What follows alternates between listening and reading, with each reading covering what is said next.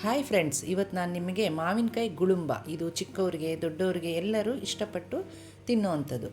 ಮಾವಿನಕಾಯಿನ ತುರ್ಕೊಂಡು ಅದಕ್ಕೆ ಸ್ವಲ್ಪ ಜೀರಿಗೆ ಪುಡಿ, ಖಾರದ ಪುಡಿ, ನಮ್ಮ ಖಾರ ಎಷ್ಟು ಸೇರುತ್ತೋ ಅಷ್ಟು ಖಾರದ ಪುಡಿ, ಉಪ್ಪು ಸ್ವಲ್ಪ ಹಾಕ್ಕೊಂಡು ರುಚಿಗೆ ತಕ್ಕಷ್ಟು, ಸ್ವಲ್ಪ ಧನಿಯಾ ಪುಡಿ,